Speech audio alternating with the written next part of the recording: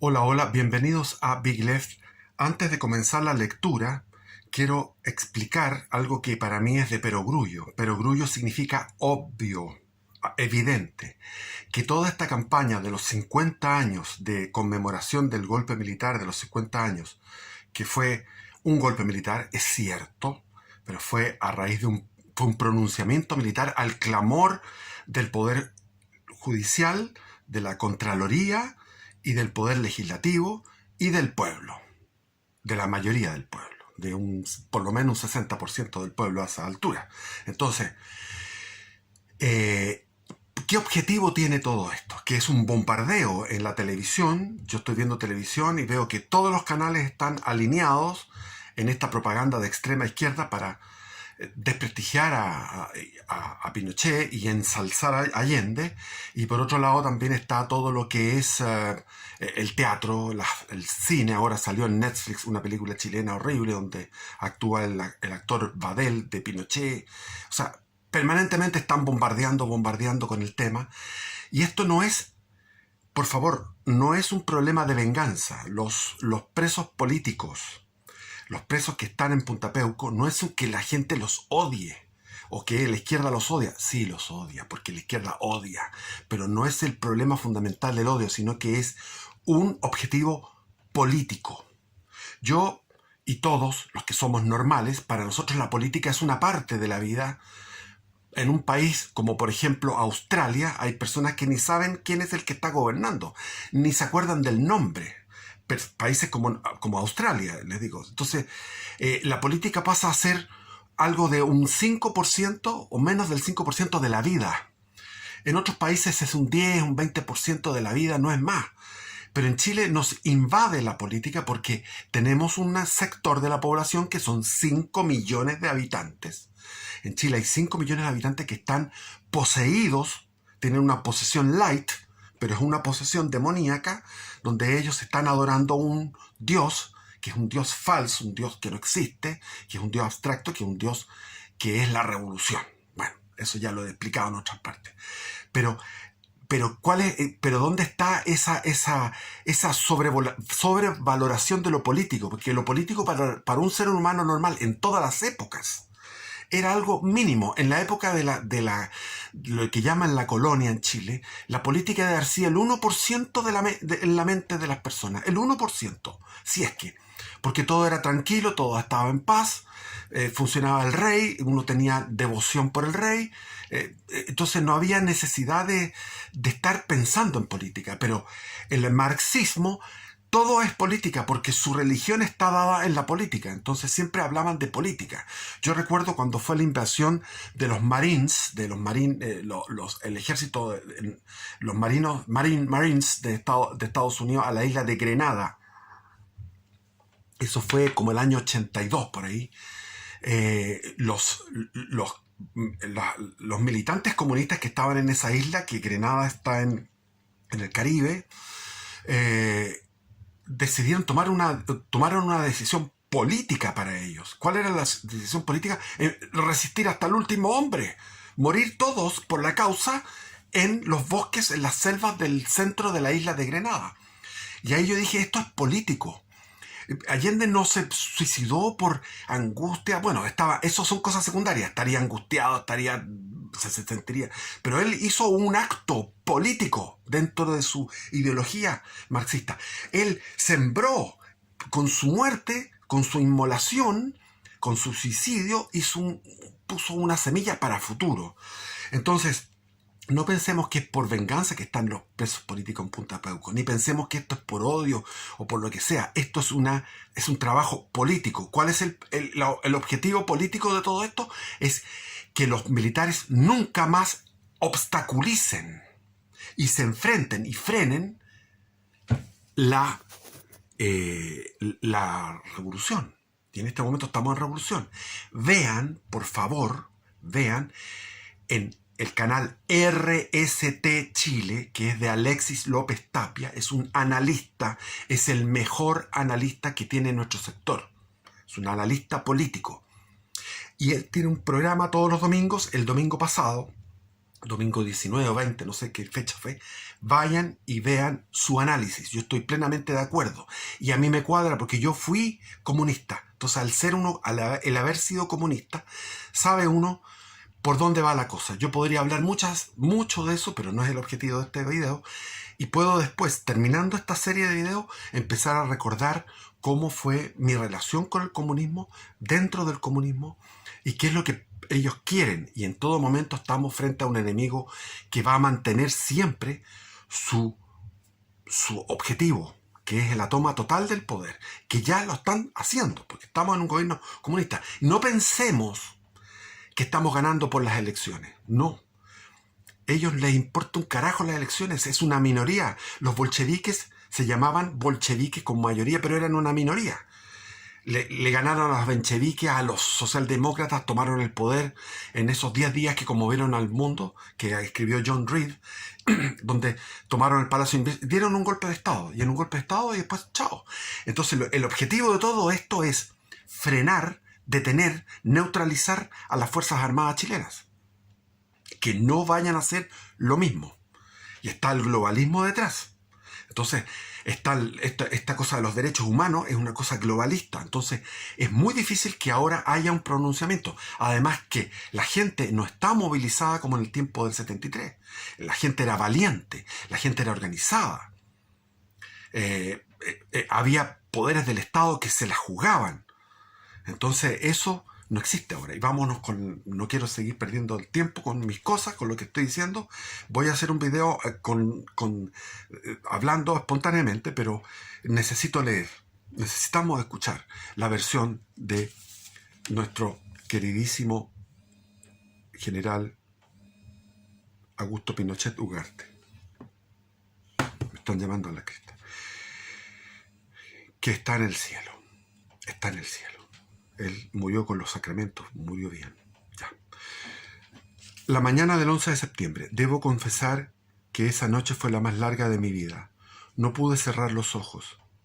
La preocupación mayor que me embargaba era el temor a una posible delación de alguna persona infiltrada o que algún comandante de columna se anticipara en mover sus tropas y provocara la reacción de los paramilitares del gobierno, cuyas brigadas entrenadas actuarían de inmediato y podrían llegar hasta paralizar la acción por medio de barricadas de vehículos pesados colocados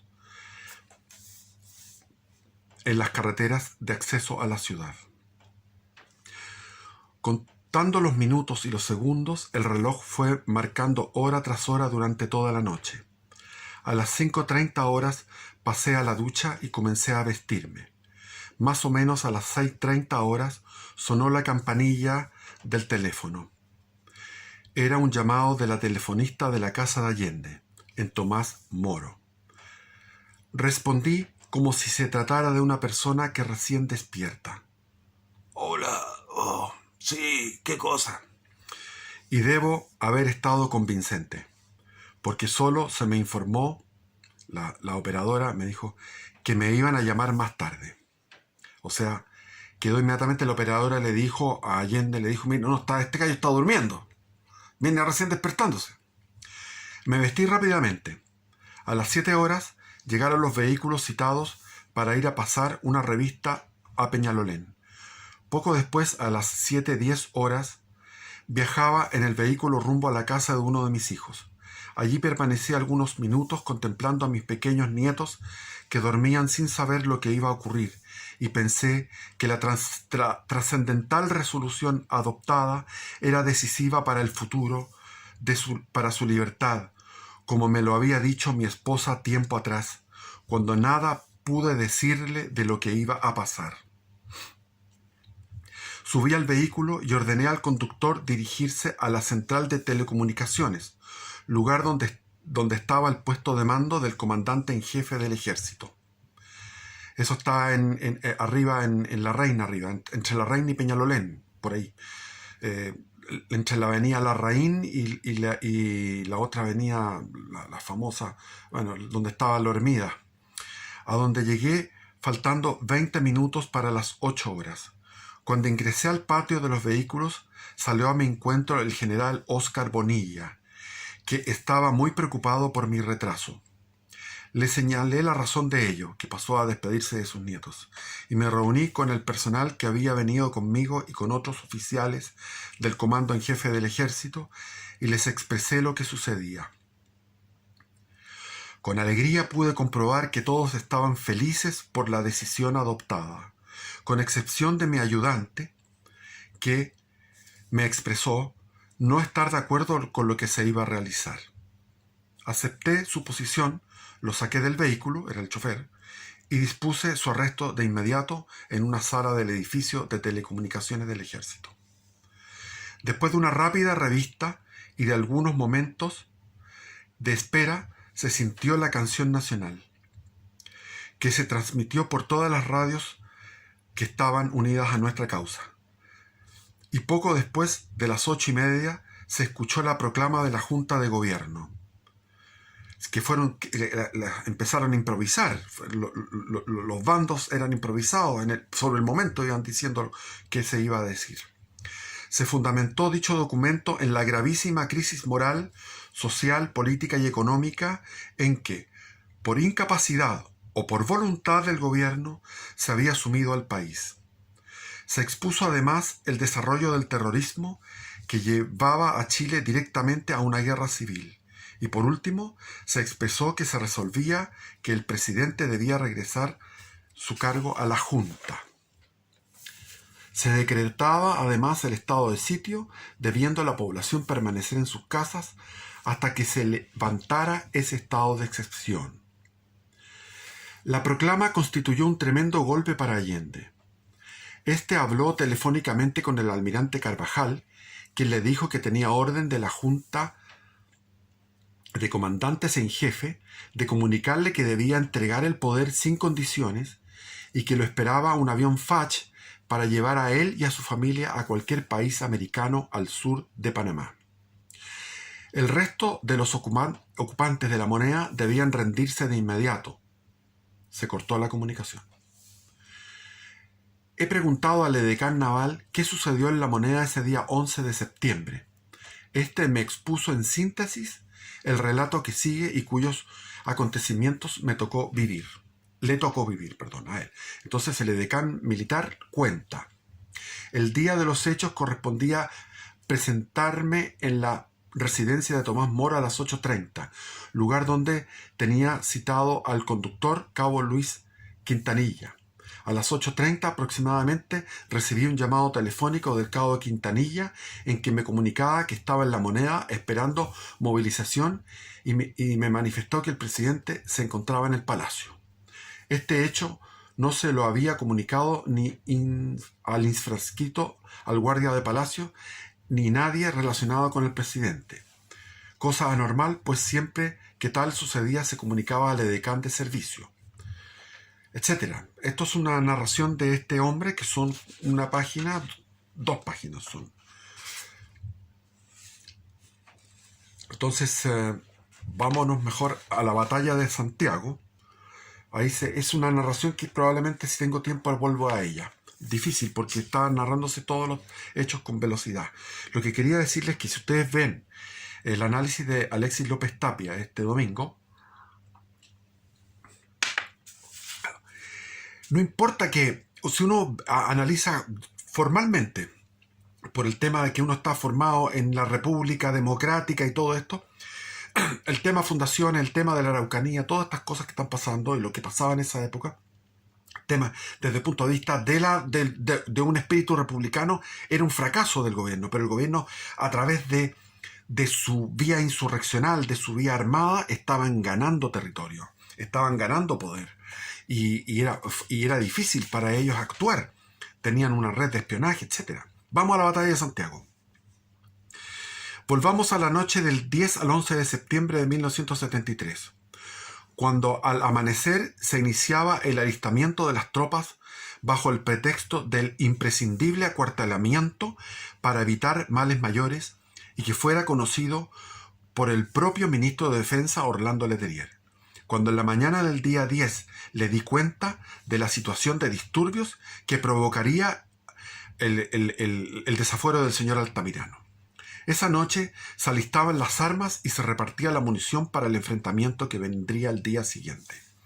Todos los antecedentes reunidos por el servicio de inteligencia y los que habían sido captados por los mandos subalternos indicaban que la jornada iba a ser larga, sangrienta y muy dura, pues los elementos paramilitares ubicados en las industrias de alrededores y los cordones del centro de Santiago actuarían especialmente en las poblaciones y dentro de la ciudad, con la posibilidad de producir un gran número de bajas no solo de militares, sino también de civiles. En la tarde del día 10 de septiembre, los cuarteles generales que se formaron en las agrupaciones trabajaron intensamente y en el más estricto secreto para llevar a cabo las órdenes a las respectivas unidades de combate que se integraban, quedando listas estas disposiciones para su distribución al anochecer de ese día. El trabajo continuó hasta después de medianoche en las unidades tácticas y de combate, sin restar méritos al intenso esfuerzo que se desarrolló en las planas mayores. Creo conveniente referirme en especial al regimiento blindado número 2, el cual, debido a la lamentable experiencia del 29 de junio, ninguno de sus, el llamado tanquetazo, que ya lo mencioné en uno de mis videos, ninguno de sus integrantes oficiales y suboficiales quería revivir las desagradables horas pasadas en los días posteriores al tanquetazo. El sumario aún permanecía en desarrollo y su ex comandante, el comandante Super, se encontraba detenido en la Escuela de Infantería de San Bernardo y otros oficiales en diferentes lugares. Cuando el general Palacios ingresó a esa unidad e indicó los motivos de su presencia, se produjo un gran desconcierto entre los oficiales y la tropa. Pero esta incertidumbre ya yo la había previsto en mi oficina del Estado Mayor, cuando me desprendí de mi ayudante y de mi oficial de órdenes, ambos del arma blindada y a quienes ahora les había llegado el momento de actuar. Lo que me muestra a través de todos estos tomos, a través de estos 1400 páginas de Pinochet, es que él tenía un conocimiento de los hombres y una relación fraternal con muchísimos, o sea, muchos amigos, mucha camaradería, y entonces conocía la psicología. A estos dos oficiales los había enviado a ese regimiento con la encubierta misión de dominar la situación que se iba a vivir, porque estaban decepcionados, habían hecho un intento de golpe y había fracasado. Eso fue el 29 de junio, el tanquetazo. Y precisamente el día de la acción fue la oportuna y decidida intervención de estos capitanes ante los subordinados la que despejó las dudas, y la unidad, con gran decisión, se alistó íntegramente y fueron hacia la Moneda, no como a ese día, el 29 de junio, que iban respetando las luces rojas. Pasaban las luces rojas, fueron a todo dar, ahora a ganar.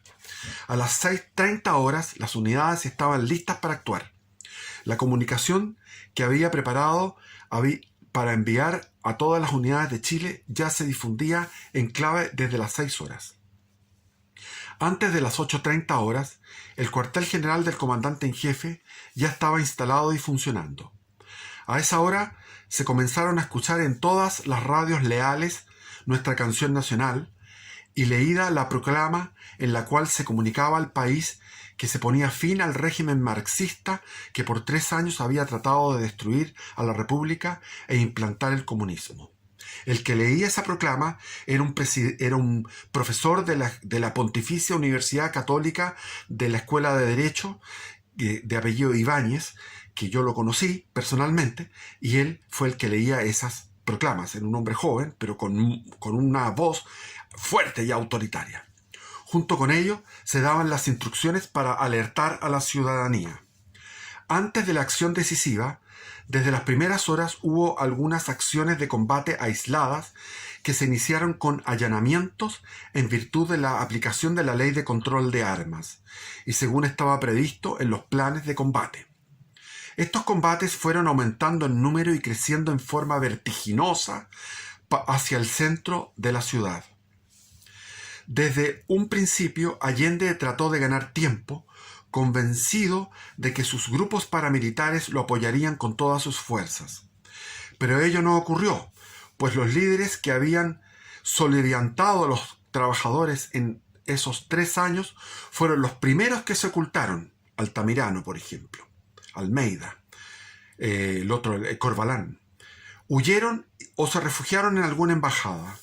Además, la traición a Chile, que este ególatra, Allende, el ególatra, muy bien definido, ególatra, había cometido la traición. Además, la traición a Chile que este ególatra había cometido mientras encabezó el gobierno, ya había sido captada por la ciudadanía y ahora primaba más en ella el sentimiento de la patria amenazada que los engaños y alucinaciones propios del marxismo. Eso es efectivo. Yo creo que desde el 4 de marzo, que fue la elección parlamentaria, que en torno a un 40% sacó la Unión Popular, hasta septiembre, en esos 6 meses, por lo menos un 10% de ese 40% se plegó a la patria.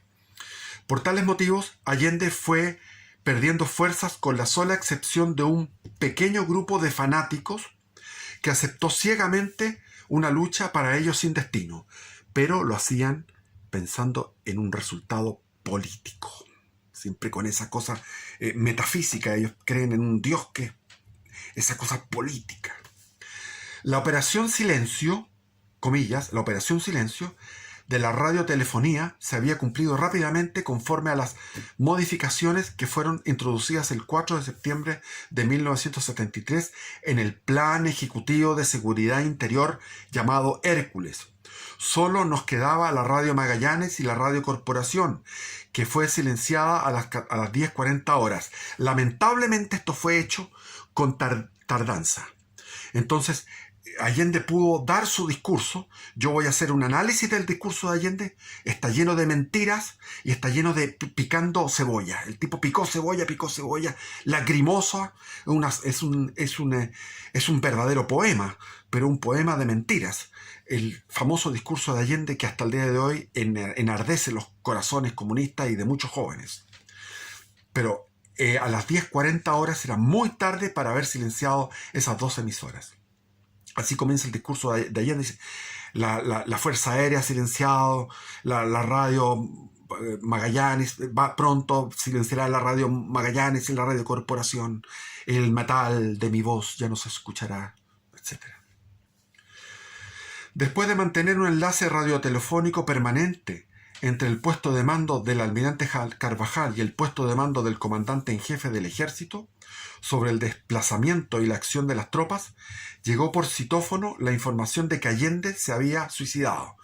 Pero esa información era falsa. Eso fue a las 10:30 horas. Augusto, lo del suicidio era falso. Había rumores. Le encargué al almirante Carvajal buscar al jefe de carabineros para decirme que retirara sus tropas de la casa de gobierno, porque la Moneda iba a ser bombardeada por la Fuerza Aérea. Me respondió que los carabineros de la casa de gobierno estaban retirándose en ese momento y que el general Brady estaba informado para que no se les disparase cuando estos evacuaran el palacio. De inmediato recibí un nuevo llamado de Carvajal para decirme que lo había llamado el secretario de Marina Domínguez para transmitir la solicitud de Allende de que fueran los 3 comandantes en jefe a pedir la rendición del presidente de la Moneda. O sea, Allende quería que fueran los 3 comandantes en jefe a pedirle formalmente rendición a Allende o sea, iban a ser capturados por los miristas, porque eran del MIR, los que formaban parte del GAP, del grupo de amigos personales de Allende, que eran terroristas, eran guerrilleros, del Che Guevara, de esa onda, de Fidel Castro, que estaban ahí protegiendo la Moneda y protegiendo a Allende. Le respondí, comillas, dice Pinochet, tú sabes que este señor es chueco. En consecuencia, si él quiere rendirse, que venga al Ministerio de Defensa a entregarse a los 3 comandantes en jefe. Que Allende vaya al Ministerio de Defensa. La respuesta de Carvajal fue, comillas, hablé personalmente con él. Le intimé rendición en nombre de los 3 comandantes en jefe y contestó con una serie de groserías. ¿Qué habrá dicho Allende con sus groserías. ¿Qué groserías fueron? Antes de disponer el bombardeo de la Moneda, ordené evacuar al personal militar y de carabineros para que luego la asaltaría y ocuparía. Previo a esta fase, debía bombardearse desde el aire por la FACH. Con ello resultaría más fácil el asalto y con menos derramamiento de sangre. A los pocos minutos fue informado de que el general de carabineros César Mendoza ejercía el mando de su institución y que el general Giovanni mandaba a los carabineros que rodeaban la Moneda. Asimismo, que ya no había carabineros ni personal del ejército dentro de la Moneda, lo cual nos dejaba en libertad para iniciar el combate si Allende y sus GAP no se rendían. Repentinamente se me ocurrió que Allende podía haber huido en alguna tanqueta de carabineros. Pregunté si ello habría sido posible, a lo que Carvajal me respondió que no, por cuanto las tanquetas se habían retirado del lugar mucho antes que él hablara por teléfono con el señor Allende y más tarde había conversado con el edecán naval, quien le informó que Allende estaba en la Moneda. Aquí viene la crítica de la extrema izquierda del MIR, de los socialistas y del MAPU, que criticaban, yo recuerdo, en el exilio, decían, Allende fue a defender un principio burgués, fue a defender la Moneda, un principio burgués, de la democracia burguesa. Él debería haber resistido en las poblaciones, junto con Miguel Enríquez, junto con los guerrilleros, con los cordones industriales, con los comandos comunales. Entonces Allende fue un burgués, fue un traidor a la revolución. Eso es lo que decían los ultras. Y en realidad tenían razón, porque Allende, por un lado, podría no haber ido a la Moneda y haber resistido en los cordones industriales. Poco después, el comandante en jefe de la Fuerza Aérea pedía allanar los estudios de la radio Magallanes que continuaban transmitiendo. Se me informó que el general Lee quería tomar contacto radiotelefónico conmigo en mi puesto de mando, pero no me fue posible hablar con él dada la estática, por lo cual recuperé el contacto que tenía con el almirante Carvajal, quien me informó que el general Mendoza estaba en comunicación con él y con el general Brady, y que la acción de la tropa estaba bien coordinada. Es decir, el que coordinaba todo esto era el contraalmirante almirante Carvajal. Con estos antecedentes, se comunicó al almirante Carvajal que 10 para las 11 transmitiera la orden de bombardear la Moneda.